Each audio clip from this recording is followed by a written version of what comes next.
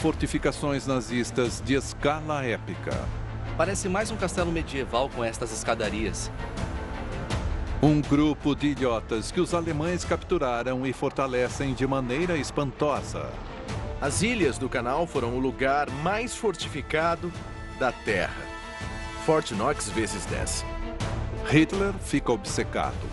Eu não cederei estas ilhas aos malditos ingleses! Cobrindo-as com uma rede de bunkers, baluartes e plataformas de canhões. E está pronto para o disparo, Ben! Repletas de 37 mil tropas alemãs, aparelhadas e preparadas para um contra-ataque aliado. Esta é a história da fortaleza nazista mais poderosa em uma ilha durante a Segunda Guerra, construída em solo britânico. A mega fortaleza de Hitler na ilha. Os maiores projetos de construção da Segunda Guerra Mundial, ordenados por Hitler para garantir o domínio do mundo. Quero todos em ação! Agora eles sobrevivem como lembretes sombrios da ambição militar fanática do Führer. Estes são os segredos das mega estruturas nazistas. Um forte na ilha.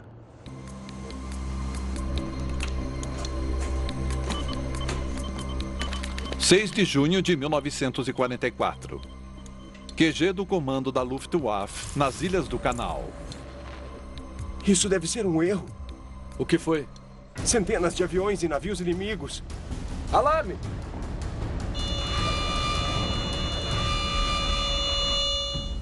Seis e meia da manhã.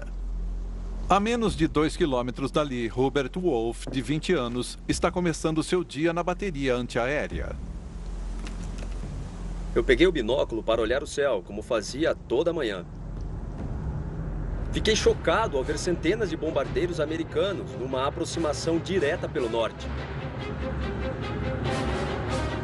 Alarme! Os aliados estão vindo! Voltem para a posição de combate! Os aliados estão aqui! Eu fiquei apavorado. Se lançassem bombas na ilha, estaríamos acabados.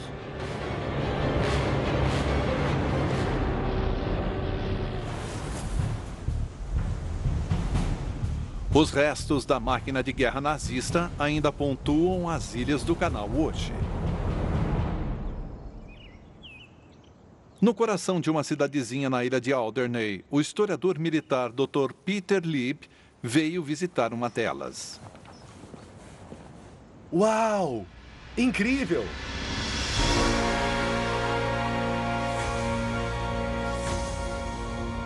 Esta torre era o centro nervoso do comando da Luftwaffe. Essa é a entrada principal do local. Aqui, quem atacasse levaria bala daqui, deste poço de metralhadora. Outro poço de metralhadora. Então, quem tentasse entrar nesse lugar com intenções erradas seria baleado da esquerda ou do centro. Em 1944, esta mega estrutura fervilhava com equipamento avançado de telecomunicação, com os nazistas esquadrinhando as ondas aéreas à procura de um ataque aliado. Hoje ela funciona como uma instalação de armazenagem de uma companhia de celular. Ah, a luz não acende.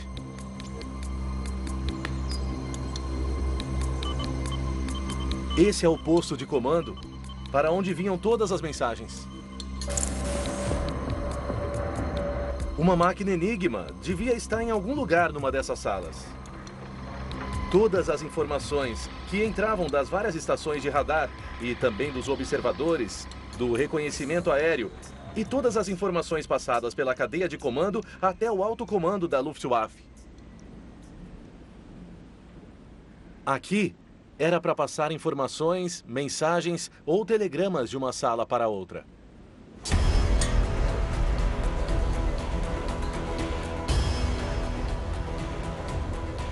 Nossa!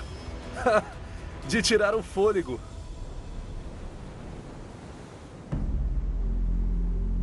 A história do forte nazista nas Ilhas do Canal tem início em junho de 1940.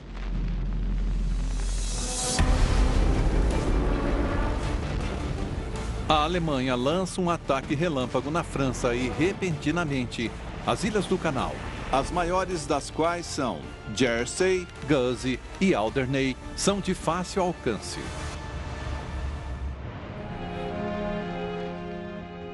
O governo britânico acredita que estas ilhas são impossíveis de defender e ordena a evacuação militar total.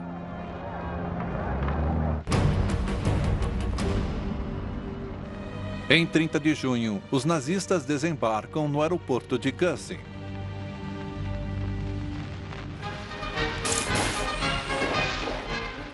Começa a ocupação.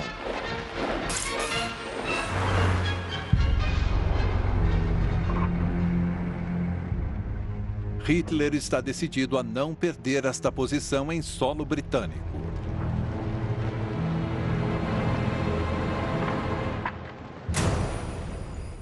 Atenção, meus senhores. As contramedidas nas Ilhas do Canal devem garantir que qualquer ataque britânico falhe antes de haver um desembarque. Eu ordenei uma fortificação permanente destas ilhas. Quero transformá-las numa fortaleza impregnável. Elas devem ficar seguras com a máxima velocidade. Sim, Mayfair.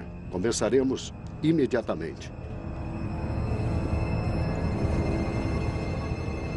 Hitler quer transformar as ilhas numa fortaleza. Vai haver uma abundância de concreto, vai haver túneis, vai haver bunkers, vai haver canhões navais, vai haver campos de pouso, acampamentos. Esse lugar vai ficar fervilhando com equipamento defensivo.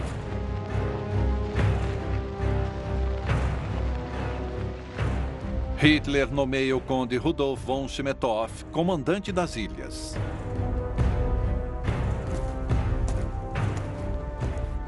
Von Schmettow sabe que eles não têm a infraestrutura para lidar com um programa maciço de construção. Senhores, enfrentamos grandes dificuldades e atrasos na construção da fortaleza por uma série de razões. As ferrovias são inadequadas, as instalações de recarga no porto são completamente insuficientes. É um pesadelo total.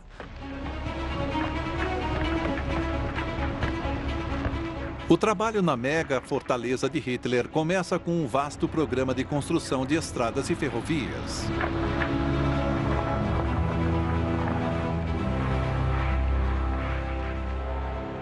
20.000 toneladas de aço e concreto são levadas para as ilhas todo mês. Mesmo depois que sua atenção se volta para a Rússia em 1941, Hitler fica de olho na fortaleza do Canal. Com Hitler indo para o leste, o que ele realmente precisa fazer é focar tudo na ida para o leste, pondo seus recursos lá. O que ele não precisa é de um ajuntamento de ilhotas ao largo da costa francesa, que ele vai encher de túneis e concreto e bunkers e tudo mais. A ocupação das ilhas é um enorme golpe de propaganda. Ele está decidido a não abrir mão delas. Você tem de pressionar ao máximo por esta fortificação. Receio que os britânicos ataquem a qualquer momento. Estrategicamente, no todo, não faz nenhum sentido.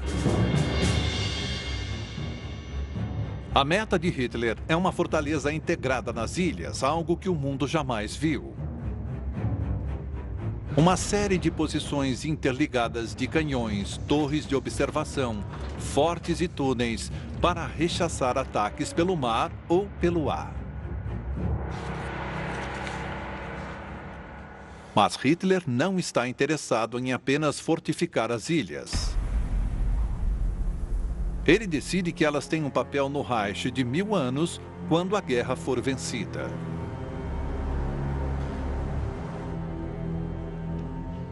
As Ilhas do Canal, por causa do seu clima, constituem um local maravilhoso para a organização Força pela Alegria.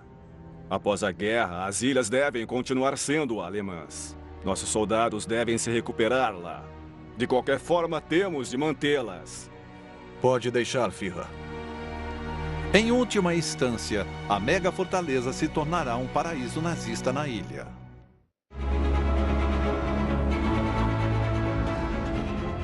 Nas Ilhas do Canal, tem início a segunda fase da construção da mega fortaleza de Hitler.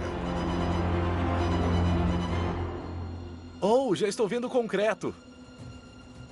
Aqui está. Uau! Parece uma cratera. É incrível, é imensa, enorme.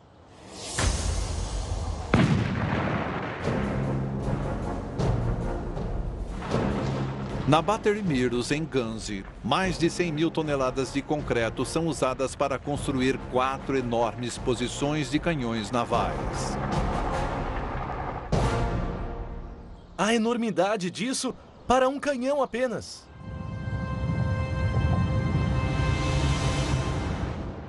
O cano, de 14 metros. O peso do canhão todo, 51 toneladas. E a plataforma dele, uma plataforma projetada especialmente para isso, pesando 40 toneladas.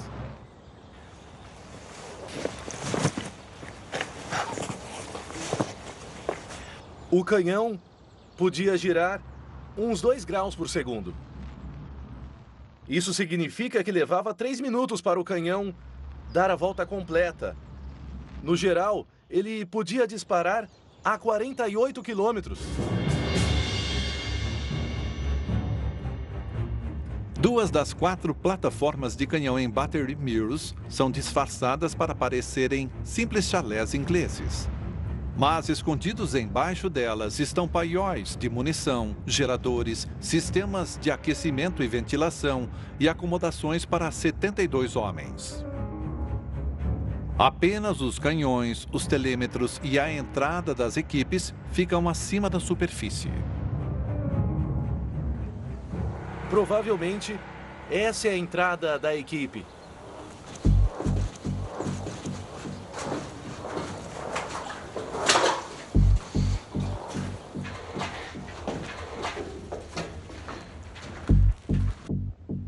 Em alemão, Feinde hört mit. O inimigo ouve. Então, atenção. Cuidado com o que fala.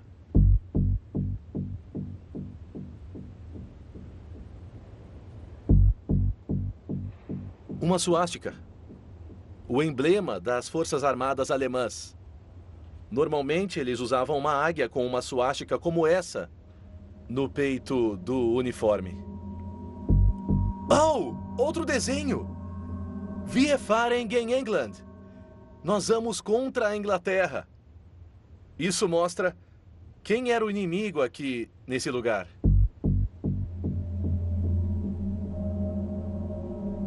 O que é isso? São ralos? Não, é de aço. Devem ser trilhos. Agora eu tô vendo como é. Aqui, os caminhões alemães traziam as balas e içavam para carrinhos que ficavam nesses trilhos.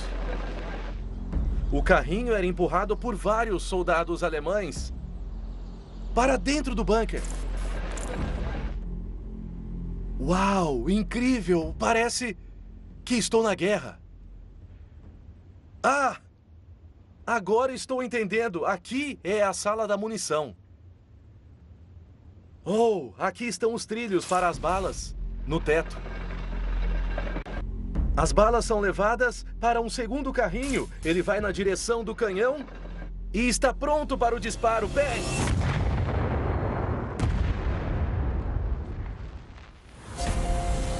Como o único controle sobre a Inglaterra, a atenção de Hitler aos detalhes das defesas das ilhas beira o fanatismo.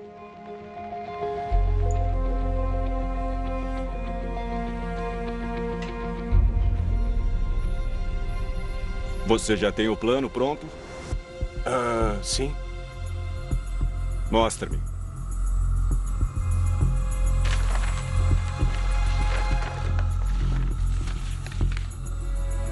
Falta uma coisa. Veja isto. É imperdoável. Eu lhe disse que isto é da maior importância. Está faltando um bunker. Pode refazer. Desculpe-me, é claro. Tal é a obsessão de Hitler que uma ilha, Alderney, recebe o codinome de Adolf. Todos os civis são retirados e ela é transformada numa imensa base militar. Um dos mais de 3.000 homens enviados para a ilha para operar essas fortificações é o operador de artilharia antiaérea Hubert Wolff. Ele recebe a ordem de embarcar imediatamente para uma travessia noturna vindo da França. Entramos numa embarcação pequena da Marinha Alemã em Cherbourg. Ficamos no chão dos vários decks e começamos a viagem noturna para Alderney. Era uma noite de tempestade e a maioria, que nunca tinha andado de navio, ficou enjoada prontamente.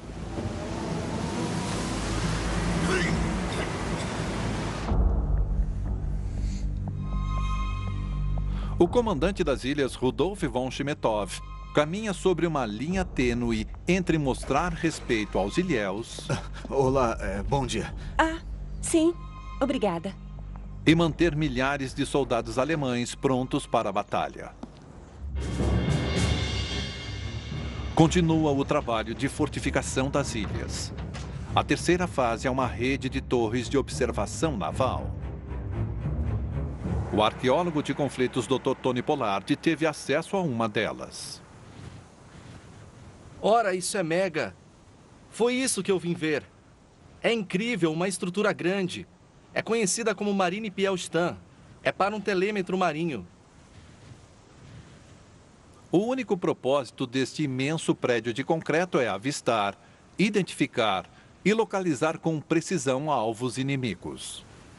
E mesmo daqui, parece que as paredes têm uns 2 metros de espessura. Uma estrutura fenomenal. Mas o pulo do gato é ela estar na face do penhasco. Tem uma certa beleza nisso, e o povo descreve como o Odeon. Ele chama Odeon porque parece um pouco o cinema arte deco dos anos 30. Mas é um ícone. Só existe isso nas Ilhas do Canal. É uma mega estrutura nazista que vence o resto.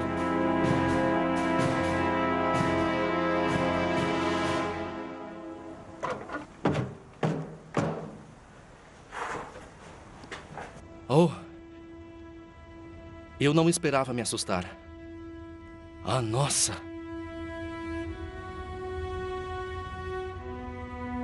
Tem escadas para todo lado.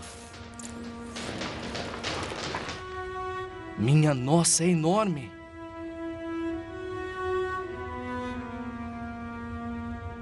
Parece mais um castelo medieval com tantas escadarias.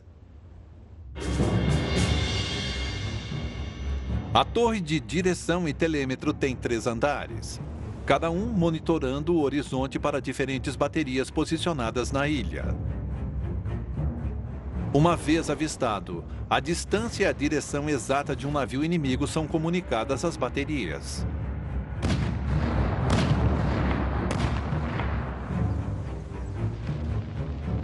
Com uma rede de 9 torres ao longo da costa, os nazistas podem se defender de um ataque naval de qualquer direção.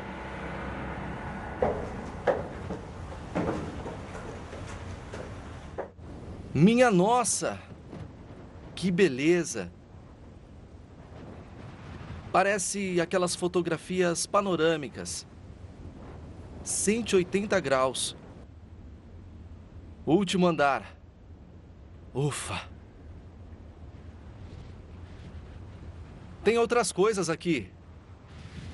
Eu já estou vendo que tem tubos correndo por aqui. Esse aqui vai para fora. Isso poderia ser... E voltamos à ideia de ser um castelo medieval. É um tubo pelo qual você podia jogar uma granada de mão, que desceria pelo tubo, saía pela parede e caía na cabeça deles. Ainda há mistérios, não conhecemos tudo e, de certa forma, estas coisas são como monumentos antigos. Em alguns casos, os segredos morreram com as pessoas que operavam isso.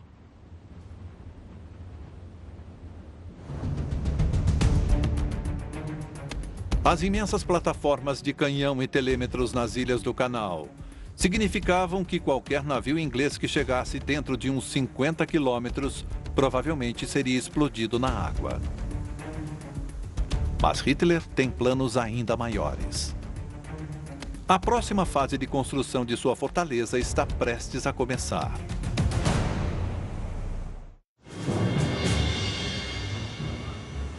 Ilhas do Canal, 1942. Hitler exigiu a construção de uma vasta rede de túneis. Seu objetivo é dar proteção a equipamento, munição e pessoal. Outra coisa que temos de ver sobre os alemães nas Ilhas do Canal e em qualquer outra parte é que eles não fazem nada pela metade. De novo, não é só uma questão de construir armas navais e construir torres de observação para telêmetros. Eles começaram a construir túneis, uns 50 quilômetros de túneis sob as Ilhas do Canal. É um feito de engenharia fabuloso.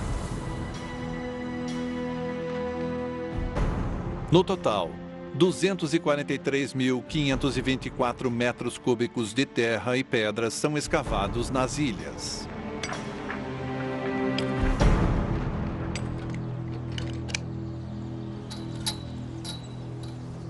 Este é o túnel HO2 e sou levado a crer que ele é muito especial, por isso estou muito animado por ter tido acesso a ele.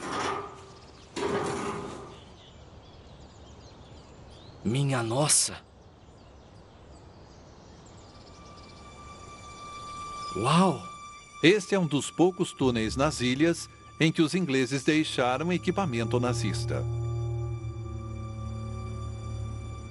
É incrível ver que parte dele continua aqui, neste cemitério incrível de equipamentos.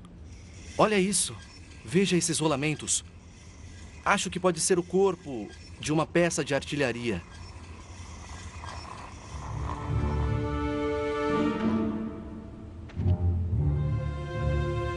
Dá para passar com um trem aqui sem problema nenhum.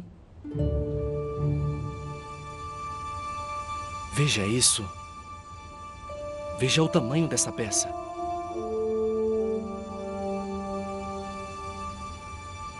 Olha, tem um disco giratório na base. Este é um sistema de radar chamado Würzburg e era usado para controlar fogo antiaéreo. Fazia os canhões mirarem no alvo. E, de novo, indicando a que ponto Hitler pretendia tornar o lugar inexpugnável.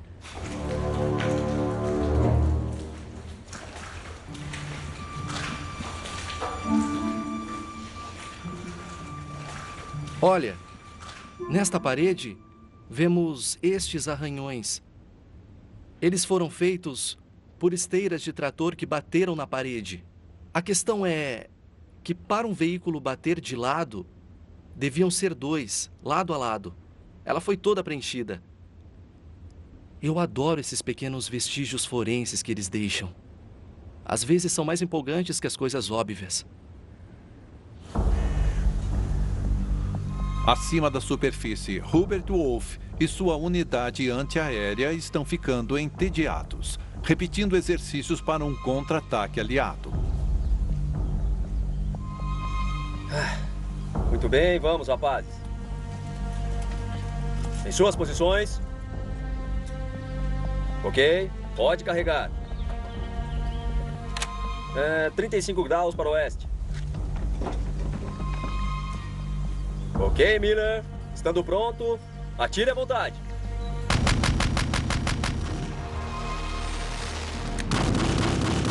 Cessar fogo! Estávamos restritos a treinos diários com o canhão. Tínhamos que ficar de vigia o tempo todo e ficávamos olhando para o céu atrás de aviões ingleses. Mas nada acontecia. Muito bem, rapazes, por hoje chega. Dispensados.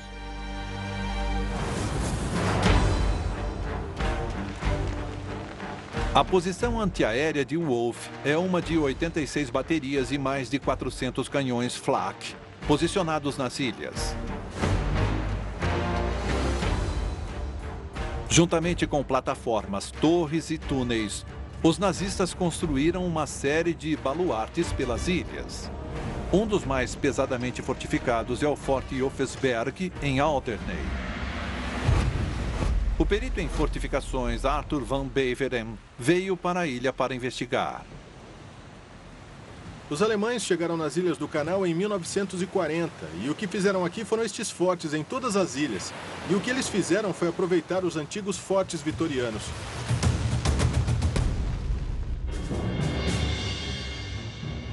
Feito para suportar ataques de qualquer direção, este forte é equipado com holofotes, abrigo para metralhadoras de calibre de 4 polegadas e canhões antiaéreos.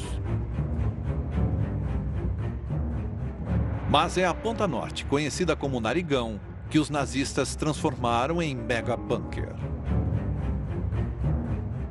Eles despejam concreto no forte existente para criar um bloco de alojamentos à prova de bombas, coberto por um posto de observação e ninho de metralhadora de aço.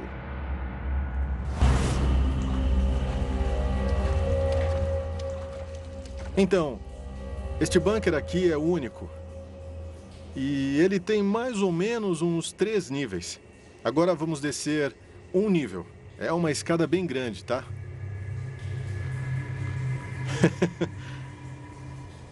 Aqui tem 2 metros de concreto armado e atrás está a parede vitoriana original. A equipe desta fortaleza, acho que eram uns 50 homens dentro deste bunker. Bem, todos ficavam aqui dentro e havia camas penduradas aqui, ficavam penduradas nestes ganchos. E tinham 3 andares de camas. Um aqui e um embaixo. Era um lugar pequeno para tanta gente.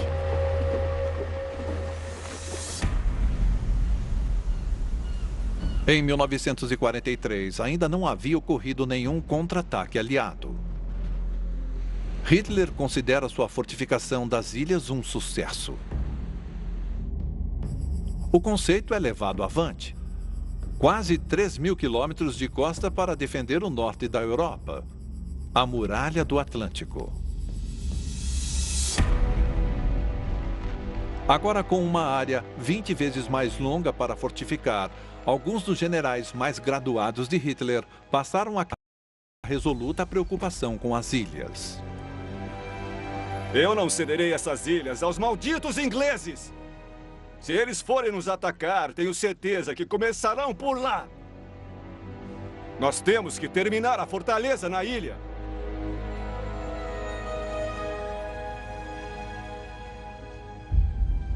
Isto é loucura dele.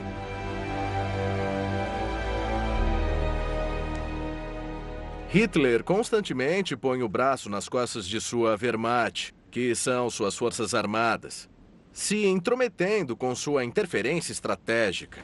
Seu staff poderia dizer, Mein Führer, eu acho que poderia reconsiderar isso, porque não sei se é uma boa ideia, mas é preciso ter coragem para enfrentar Adolf Hitler e falar isso.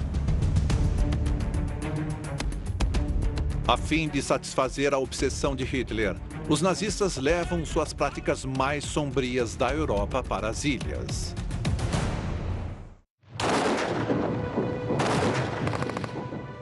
Inverno de 1943. O ataque de Hitler à Rússia está falhando. Mais homens são necessários na frente, causando problemas para o comandante das Ilhas do Canal. Cerca de 6.000 oficiais não comissionados jovens e bem treinados tiveram de ser trocados por homens muito mais velhos e menos treinados. As divisões continentais não tinham o poder de combate necessário para executar as contraofensivas. Von Schmetov não é um nazista radical nem nada, entende? Ele tem uma experiência militar tradicional. Mas, claro, ele está tendo que responder constantemente às diretrizes de Berlim, que ficam cada vez mais difíceis de cumprir. Mas como soldados alemães são mandados para o leste, russos e europeus orientais capturados são embarcados para o oeste para trabalhar nas ilhas em campos de trabalho forçado. Por décadas, ninguém soube realmente o que aconteceu aqui. Estou indo para os portões de Lagersylt, que é um dos 4 campos de Alderney, mas é o único que é um campo de concentração operado pela SS. Eram 1000 internos aqui, inclusive ucranianos, russos, poloneses, judeus franceses e prisioneiros políticos. Eles eram considerados Untermenschen, menos que humanos.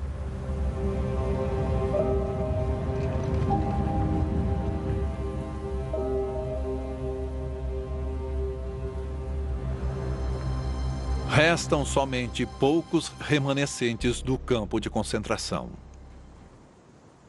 Ou temos pedras aqui.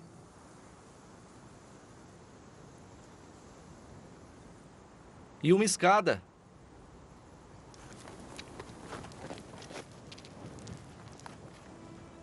É um bunker de respeito, seja o que for. Caracóis na parede. Nossa! Meu Deus!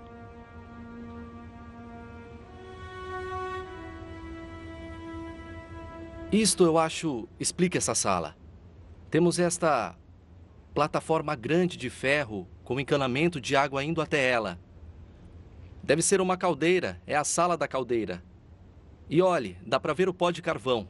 Essa abertura fornecia o carvão que era posto na caldeira, queimado, aquecia a água. E aqui, temos canos correndo para a superfície, fornecendo água quente. Aqui é o bloco de chuveiros e banhos. É óbvio que não era para uso dos operários e prisioneiros. Devia ser para o uso dos oficiais do campo. E não temos que sair pela escada, porque a planta mostra um túnel. Podemos ver onde as vigas de madeira seguraram o teto enquanto o concreto secava. Mas voltamos para a luz do dia. Eu sei pela planta que estamos do lado de fora da cerca. Estamos fora do campo. Mas não é um túnel de fuga, porque aqui era a casa do comandante, um sujeito chamado Maximilian List.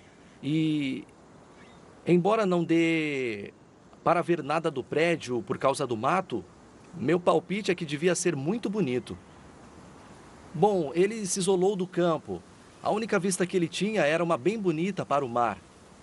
Isso é horrível mesmo, mas é bem típico dos campos de concentração, em que os comandantes viviam fora, talvez num chalezinho pitoresco, às vezes com suas famílias, afastados do horror que acontecia do outro lado.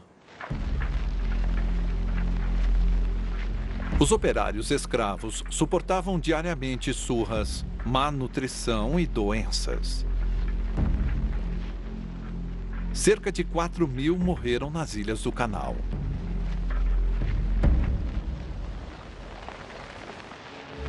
Eu gostaria de me queixar com vigor da ação do exército alemão, do tratamento aos escravos e ao povo de Jersey, totalmente inaceitável. Um dos políticos da ilha, Alexander Kutonsch, apela em nome dos operários escravos. O que você precisa entender é que tenho ordens rígidas de Berlim que eu, pessoalmente, não posso contrariar. Estas ordens exigem mais fortificações. E a maior mega-estrutura da ilha ainda está por vir. No início de 1944, a fortaleza impenetrável de Hitler está quase pronta. As ilhas do Canal eram o lugar mais pesadamente fortificado da Terra. Era Forte Knox vezes 10, porque eram 175 mil minas, quase 20 mil metros de muros contra tanques, 440 canhões, 86 baterias antiaéreas. Puxa, esse lugar realmente fervilhava com poder de fogo defensivo, obstáculos contra a invasão, etc. Mas a glória máxima da fortaleza da ilha é quase totalmente invisível do ar. Este portal despretensioso leva à maior megaestrutura das ilhas.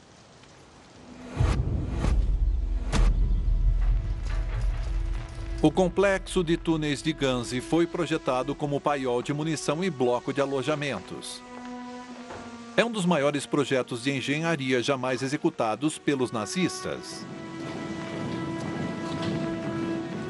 Se você quiser ter uma ideia das ambições de Hitler para as Ilhas do Canal, entre nesse túnel. 28 mil metros cúbicos de rocha foram recortados, para criar 2 quilômetros de túneis. As paredes foram revestidas com 15 mil toneladas de concreto. A escala é fenomenal. Dá para ficar aqui para sempre.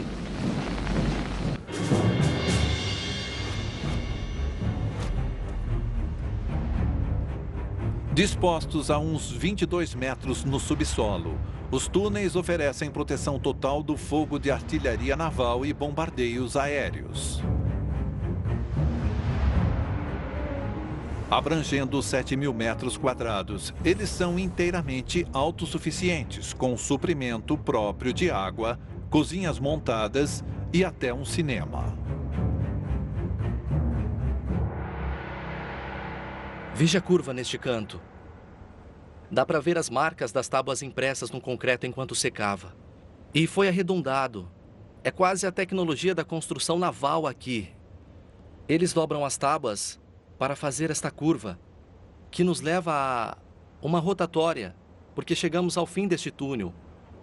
Ou pelo menos onde a obra parou.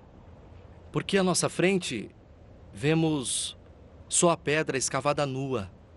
Dá uma ideia do processo de construção. Imagine como era perigoso trabalhar neste ambiente. Um serviço bem perigoso. Somente 16 dos 40 túneis planejados foram terminados antes de eles entrarem em ação. Mas não do modo como Hitler antecipara. No centro nervoso da Luftwaffe, comandos de rádio dos aliados são interceptados. Alarme! Enquanto soa o alarme no comando da Luftwaffe, Hubert Wolff está iniciando seu dia. Às 6h30 da manhã, peguei o binóculo para olhar para o mar e fiquei chocado. Havia centenas de navios.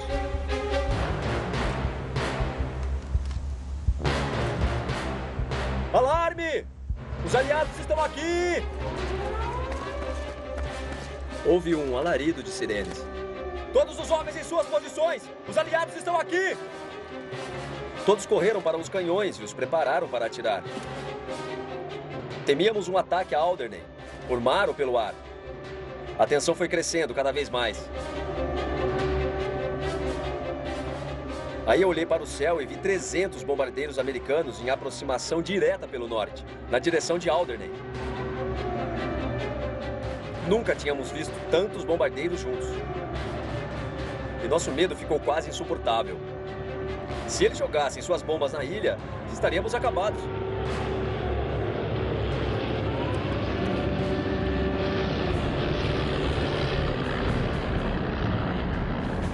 Estão passando reto.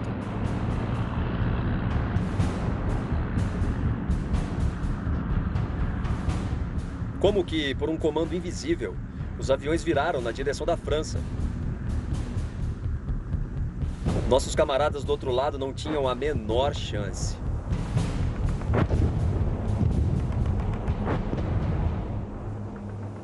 Se houver um ponto que ilustra a enorme loucura de todo esse esforço de engenharia nas Ilhas do Canal, é o próprio dia D. Porque, de repente, as Ilhas do Canal são completamente contornadas.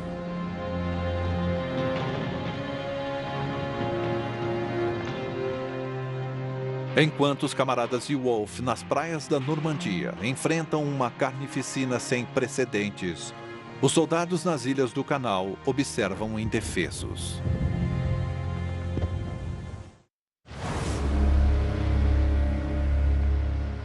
Os alemães sofrem baixas pesadas no dia D. De repente, os túneis de Gunzen desempenham um papel vital. Bom, com o dia D, o quadro mudou dramaticamente. E também o uso desta instalação. E nesse ponto ela se tornou um hospital. Os soldados feridos na França vinham para cá. E estas câmaras, e há muitas dezenas delas, se tornaram enfermarias. E veja aqui no chão, vemos as impressões dos pés, das camas sobre a superfície. Tem uma fileira aqui com um intervalo estreito no meio.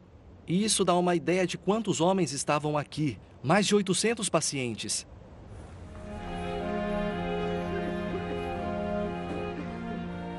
12 de agosto de 1944. Os aliados se espalham pela França e estão prestes a libertar Paris. Tem uma caneta? Isolados de suas companhias, Wolfe e seus homens ainda esperam a chegada da guerra. Muito obrigado. Nada acontecia. Nossa vida e nossa rotina continuou como antes do dia D. Esperando sermos atacados ou talvez não.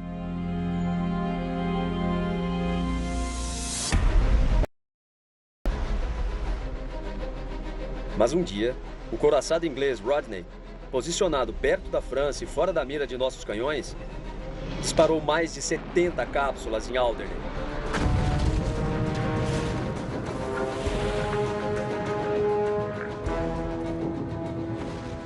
Várias caíram bem perto de nós.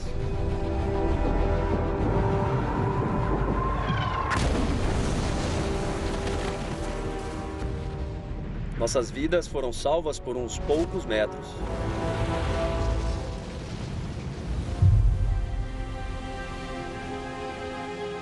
Apesar de criar as ilhas mais fortificadas do mundo, numa ironia amarga, o ataque planejado do HMS Rodney não é detectado pelos nazistas. A mega fortaleza de Hitler não passa em seu único teste importante. Com as ilhas tão isoladas, os soldados alemães e o povo local começam a passar fome. Hubert Wolfe e seus homens têm de procurar comida. Sem saber quanto tempo duraria a guerra, a falta de comida se tornou nosso principal problema. Tentamos todos os modos de sobrevivência, colhendo urtiga e maçãs caídas. Vitória sobre a Alemanha. Finalmente, 11 meses após o dia D, em 8 de maio de 1945, Churchill declara o fim da guerra na Europa. Um dia depois, após 5 anos de ocupação, os alemães entregam as ilhas do Canal a bordo de um destroyer inglês.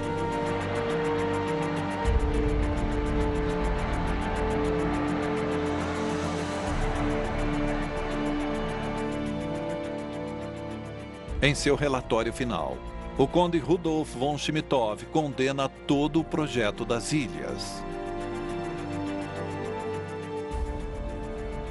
Em minha opinião, o Comando Supremo deu uma importância às ilhas que, sem dúvida, superou seu valor. Forças extraordinariamente fortes foram mandadas para cá. As razões para tal valorização não foram comunicadas a mim.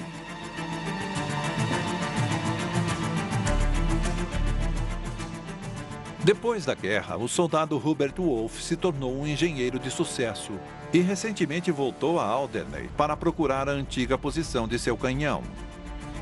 Não resta dúvida de que Hitler fica obcecado com pontos defensivos que foram tomados. Eles construíram todas essas defesas, todos esses túneis, construíram aparatos contra invasões pelo lugar todo. E foi total e completamente inútil. Não deu em nada. Eles nunca foram usados. Algumas das mega-estruturas mais preservadas da Europa estão nas Ilhas do Canal, como um legado da ocupação nazista e uma guerra que nunca chegou.